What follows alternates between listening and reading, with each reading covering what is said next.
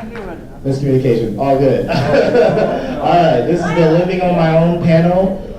This is something we like to do all the time. This is maybe our second or third year in a row doing this. And it's always been very, very rewarding back to you guys. What we do is we take a few staff members. You've seen their faces. You know them. Can you guys know these staff members? Yeah? I'm going to have them introduce themselves in a second. But we grab a few staff members.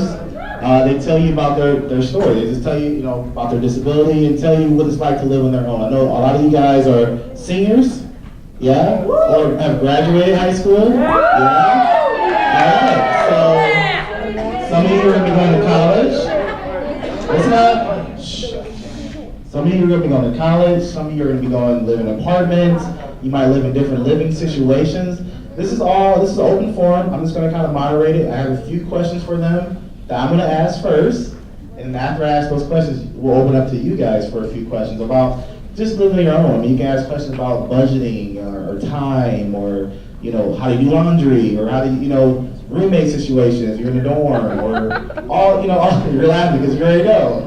Going to college. I went to college and I went to Kent State. And I was actually RA when I was in the dorm, but my first year of college, well, my roommate, oh gosh. Retweet.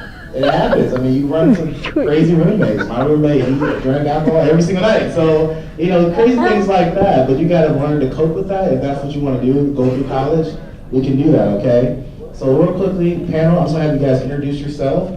And after that, hand me the mic, I'll go to ask a few questions, all right? My name is AJ Kupek. I'm Megan Zanies. And I'm Maura Parker. Awesome. Good hands off. All right. My first question for the panel, as you heard my introduction, is actually, do you do your own laundry? If so, how did you learn to?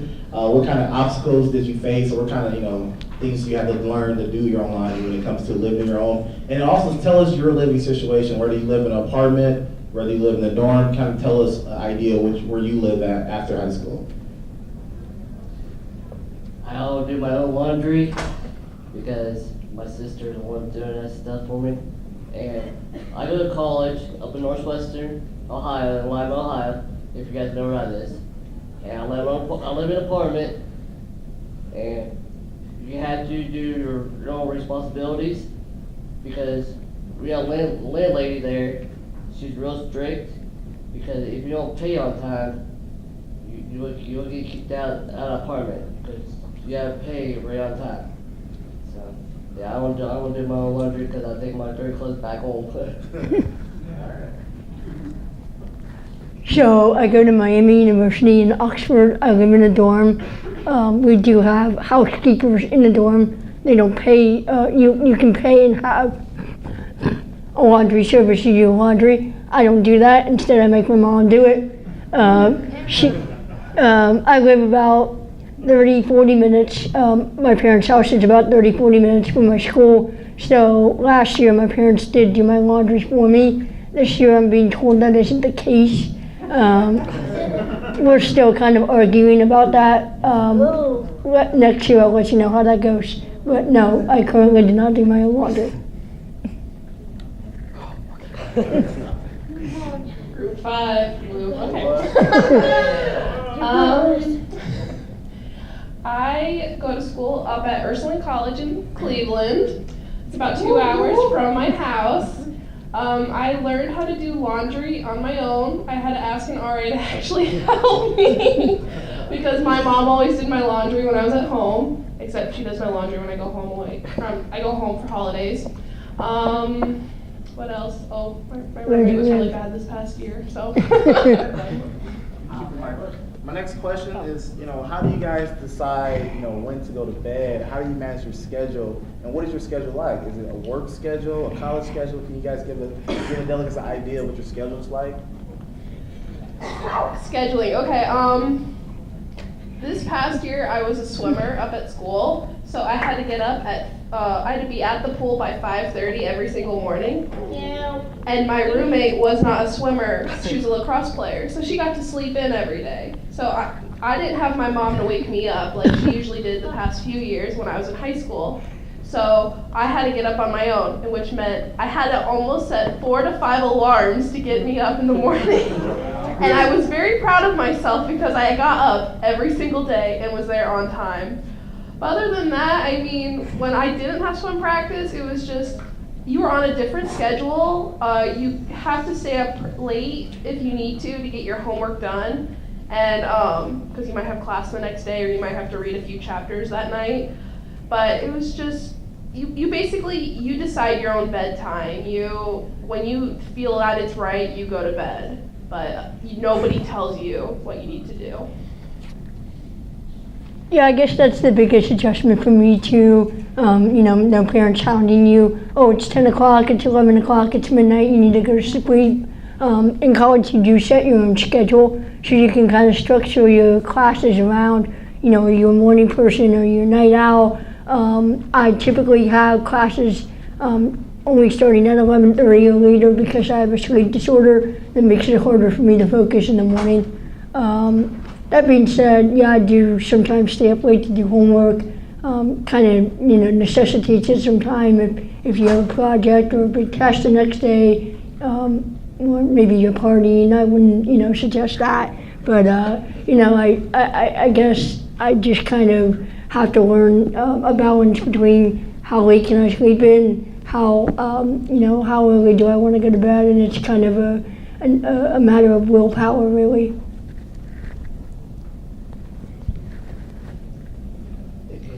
Yeah, like they said, your parents aren't gonna be there for you guys.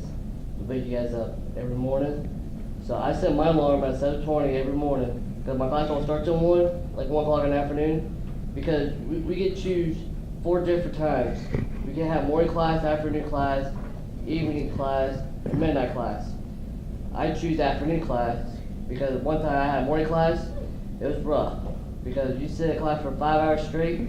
One time I had one morning class I had to get about 5:30 or actually 5 o'clock in the morning. It was rough for me because I had a hard time focusing in class, so I choose afternoon class for the rest of the entire session because I need sleep. Of course everybody needs sleep, of course, but I choose afternoon class because I get up at 7:20 every morning just in case you guys study or you're doing homework. Because I usually get up, I take my shower, I go eat breakfast, and come back and study for my homework, or whatever I gotta do for the quiz or something. So it's rough. Okay, great. My next question is kind of about the roommate situation as well. So either you live in an apartment, what is it like having people living above and below you, beside of you? How do you deal with that? Or when it comes to you having a roommate, how did you deal with that? What kind of obstacles did you come up with, and how do you overcome those obstacles? I live in an apartment. I live in my own room, but there's a lot of people in one and the same apartment. How I deal with it, our apartment get a little crazy and wild. I deal with a lot of crazy people around where I'm from too, and we got there's 2 rooms. I got one room that we got a neighbor room. Another roommate will be on the other side of you. You gotta communicate with each other. Who's going to be in the bathroom first? Because I made all kinds of friends in the apartment because I got a lot of friends up there. They're real good people. You just gotta communicate with them guys up there. Sure, I did not have a roommate my first year at college. Basically due to a medical need. I have a sleep disorder where I kick a lot in my sleep, and that wouldn't be fair to subject someone else to that noise, so I did not have a roommate. I did, however, live in a building with about 120 other people, which of course, going from sharing with my mom, my dad, and my brother to, 120 people is definitely an adjustment. It can be annoying at times. You've got to share a bathroom with 20 people. You've got to figure out who can shower when, there's noise in the halls if you're trying to sleep or do homework. It's a little annoying, but I, for the most part, escaped that because of being in a single room. But I'm pretty sure more. I might have something more interesting to say about the matter. Okay, before I say this, if you guys are going to go to college, and if you do request a roommate who you don't know, it's not a scary thing, I promise. But the roommate I had, we did not get along at all. Whoa. She was another athlete, like I said, but she was almost a complete opposite of me. She loved staying up late at night, and knowing me that I had to be at the pool at 5:30, I needed to go to bed early. I had to adjust to a lot of things, because when she liked to stay up, she liked to keep the lights on. So I had to try and go to sleep with the lights on. So I could not fall asleep anywhere. She would stay on the phone all night long. But the thing was, like, at the beginning, like, we would talk out the issues and everything. But towards the end of the year, it got crazy with finals, and it was a hot mess. We started not getting along, and other than that, I mean, all the other people in my dorm, they were really nice. Like, if I needed to crash somewhere else, oh, we have an extra bed, come sleep with us, you know.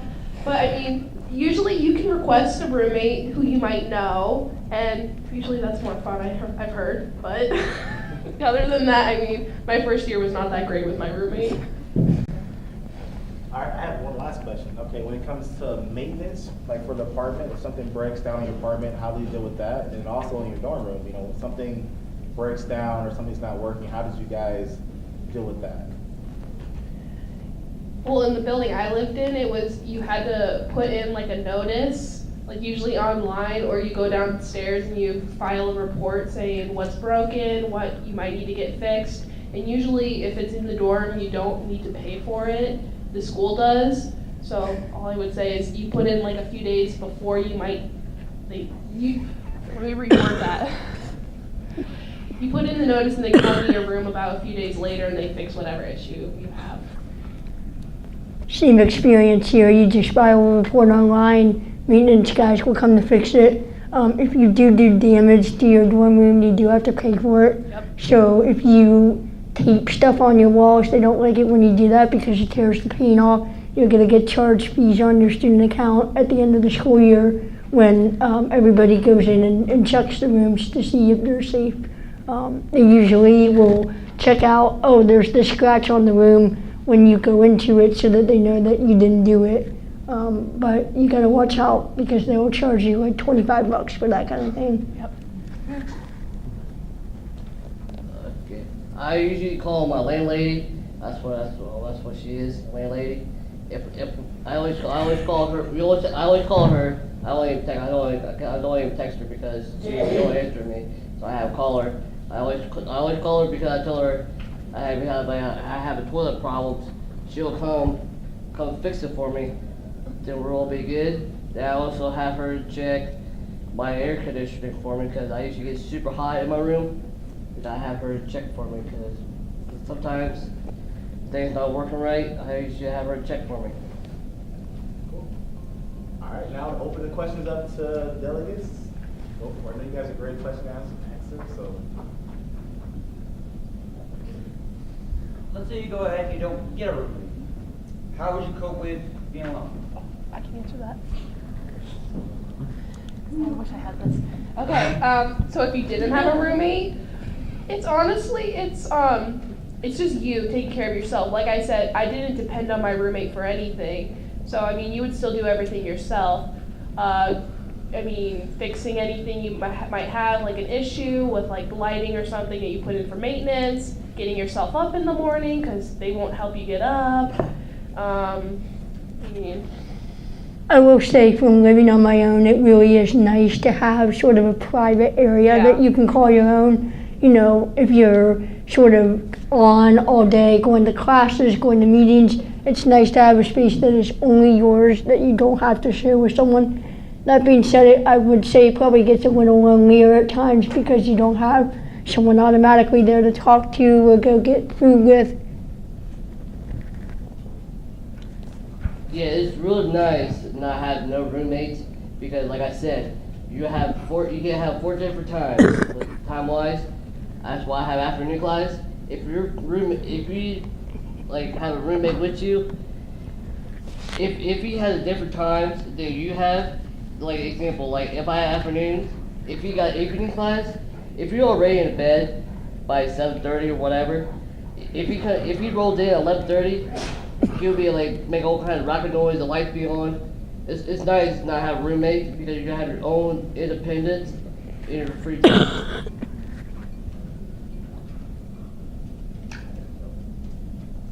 Yeah, what happens if a roommate goes into an apartment, and what happens if they get lost in an apartment? Get lost in the apartment. I've never had an apartment, so that's all you. Say it again, what's your question? What if you? What happens if someone gets lost during your apartment, or what happens if they get into trouble? They're up all night partying. I can. That's your mother.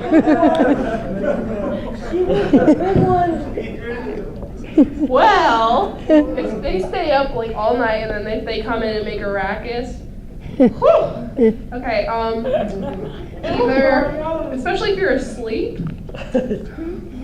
I would just say, if they wake you up, talk to them, be like, hey, can you tone it down just a bit? You're a little bit too loud, or do you need help with anything? If it's for a reason you're being so loud right now, but whew, I had to deal with that a few times this past year.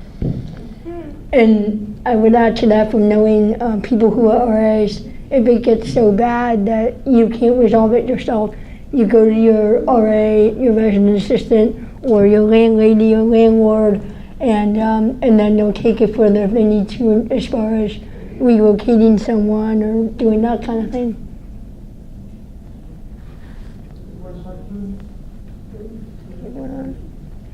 Yeah. What? Yeah. Yeah. If you were, let me rephrase that, sorry about that. When you moved out of your house with your parents, how did it feel for the very first time you went to college? I was kind of in between being relieved and sad at the same time. Relieved that I was finally on my own, I was more independent, I wasn't having my parents on my back all the time. And then I was really sad that I was going away for 2 hours away, so I didn't get to see them every day. I probably got to spoke to them 2 to 3 times a week if I was lucky, because I was just so busy all the time. But I mean, it's a great experience being on your own, but you will get homesick, I promise you. Yeah, so I lived 45 minutes away. My mom still texted me every day, still called every day. Parents aren't going to be gone completely. Yeah, when I moved in, I cried, I'll admit it. And then once my parents left, I turned on Netflix and I watched for like 3 or 4 hours, and I'm like, oh, this isn't so bad. And I kind of got used to it after that. But yeah, I mean, you're going to get bouts of homesickness even after you've been away for 3, 4, 5, 6 months. I mean, you're still going to get those moments where you're like, man, I wish I could have my mom's famous macaroni right now, or, you know, I wish I could talk to my dad, or, you know, something like that. You're going to get homesick. It's kind of just a fact of life. Learning how to deal with it is the way to go. Yeah, I usually don't get house sick. I drive about 3.5 hours to Lima, Ohio, and I usually don't talk, like, text my parents at all, because I usually go home every weekend, see my parents. I don't get sick because I'm happy where I'm at. I'm enjoying what I'm doing with my life. Just don't get nervous or stressed out about where you're going. You'll have a good time, but I don't get house sick at all. Can I add to that? Yeah. And if you are living in a dorm room, your friends in the dorms will make your homesick even better. Like, they'll comfort you. Yeah. Like, they're your new family. They'll be there to like take you out for like a fun time if you're feeling upset or down or anything. I was very fortunate of that. Definitely. This is a question for AJ. Yeah. Did you do Boy Scouts or Boy Scouts? No, I don't do Boy Scouts. I did FFA and 4-H. I was just asking. Okay. Jules? Go ahead. How do you deal with like annoying people in classes? Like, were you more like, did you have any like annoying know-it-all people in your classes, and how did you deal Me? with them? Yes. Okay. I guess for me. Okay, I was grateful. Ursuline wasn't that big of a school. I usually like the classrooms that have about 10 to 15 people in it, and I will say, because of the small group, there weren't annoying people in there. I promise. Like, and if there was, take a breather. I mean, that's all I could really say. And also, if there was annoying people, how would you deal with them? Don't sit next to them. Yeah, don't sit next to them.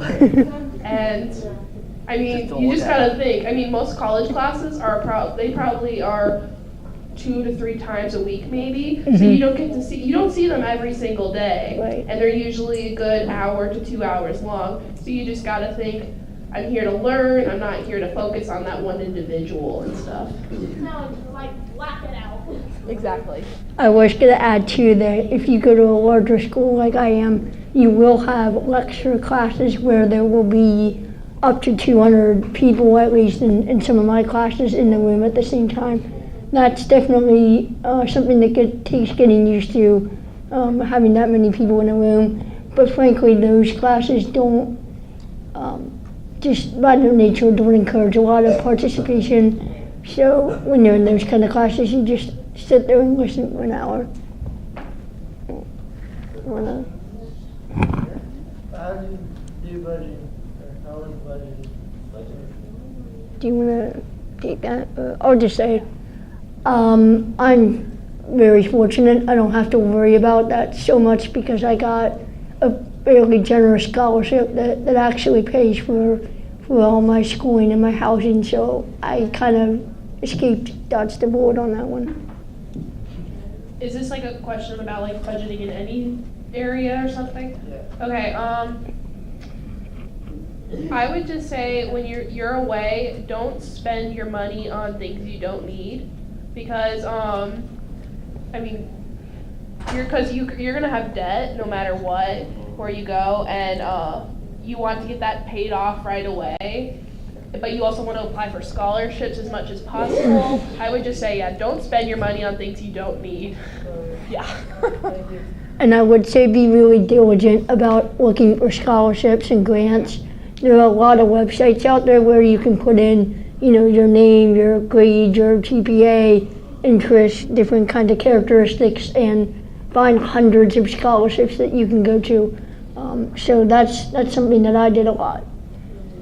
And with the scholarships, like, I'm gonna add my own point of view right there. I'm not going back to my original school this next year, only because I don't have the money to come up with, oh God, that's a number I don't even want to say right now, because it is so expensive. But it's just, it's a very small private school, that's why it's so expensive. And I mean, if you don't have certain scholarships, and I mean, I do have a few, it's just, you want to save, and I don't have that right now, and I plan on going back in the future. So it's just, watch where your money's going right now. Do you want to? Yeah. I don't have scholarship because it's really hard on me, because my parents want to try to help me get through these schools, because I won't have no scholarship at all. I'm in a rough situation trying to go to the school I want to go for my career. So. Cool. Well, Yeah. No, go ahead. what are your career aspirations? What would you like to do? Do you want to go first? Career aspirations. What do you want to do? Okay. Well, what I'm going to do, the career I'm taking ag, diesel, and CDL. The CDL, I'm going to drive semi trucks, because that's my entire goal since I was a little kid. So that's what I'm trying to achieve for. So. For me, I'm a writer. I'm studying journalism. I'm hoping to be able to be a columnist, write a memoir, and build a career in public speaking as well. I'm in school right now for early childhood education because I want to be a teacher in like a 4th or a 5th grade classroom, or I don't know, I just love kids. So. Me too. Okay, one more. You're not the only one. My question was taken last time. Okay, Mark. Yeah. I want to make sure everyone gets an opportunity. John. My question, I have two questions. Both, they're all for all of you. My first question is, what would you think was your favorite class the past year, like in general, like topics to discuss? Because there's multiple classes. I know it's just like high school. There's still multiple classes. So what's your favorite? My favorite was probably this was with my major.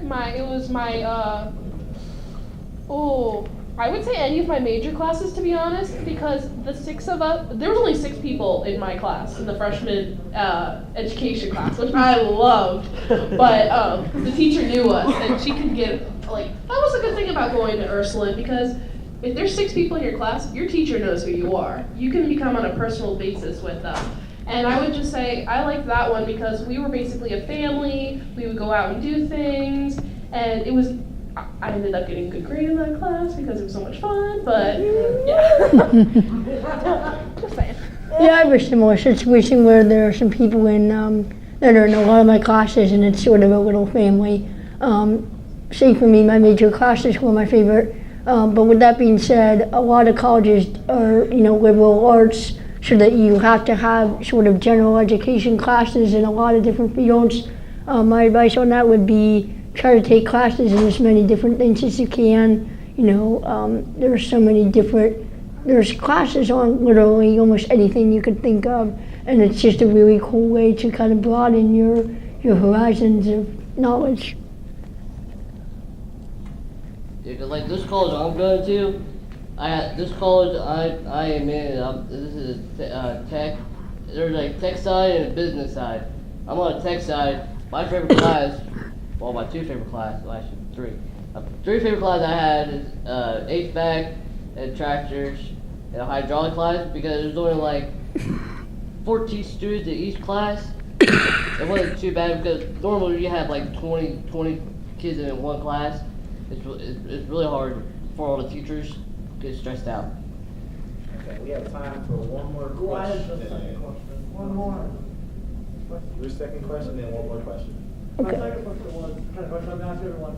Since you guys are staff here, you guys are leaders, you guys are a little bit older. What are your suggestions, ideas for future leaders like us? Because you guys all of you have been through a while, so what's your leadership goals, suggestions? Anything really? Why does everyone look at me? Okay. You're like over there on the left. Oh, well, whoever said I was the fun one, I love you. Okay. You said, what does it take to be a leader? Or What's your opinion? What anything that you can think of that would help us be leaders? Like advice, leadership advice. Like advice and stuff. Yeah. Yeah. Advice. Your advice for us. Why don't you start and I'll think of something? I gotta think about that one. Okay, I was a delegate here in 2014. I've always kind of been interested in leadership. Definitely, a lot of colleges do offer leadership programs or institutes. Mine does. I was able to do a whole certification program through there, going to lectures and meetings and completing certain things. That being said, if there's not something like that at your school, learn about it as much as you can on your own time. Learn about different theories of leadership, learn about, how you like to lead, whether it's getting involved in extracurriculars, whether it's, working with your friends, whether it's tutoring, anything that you want to do, just go for it. Now I know what I'm going to say. Okay, I was a delegate in 14 as well, and Wes was my leader.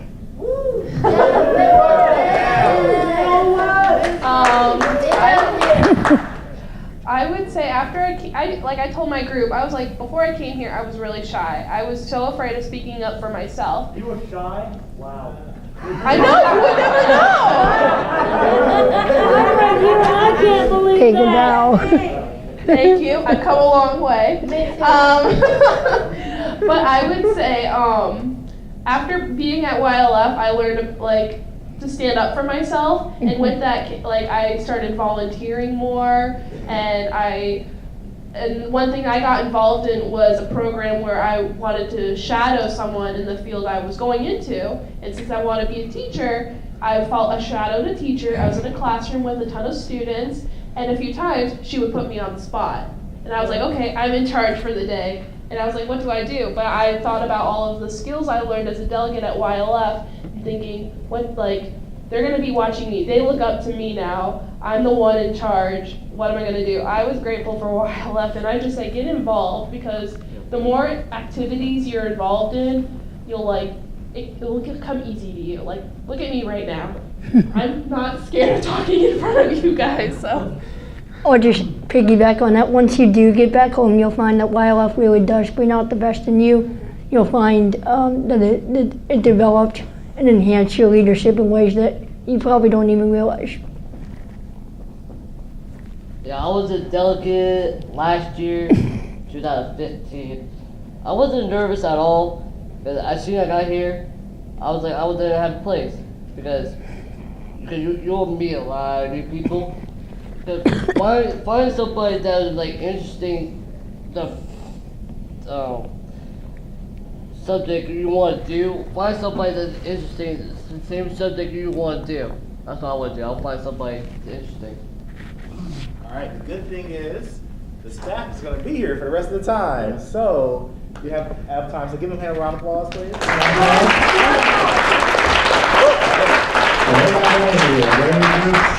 Don't be here. We're doing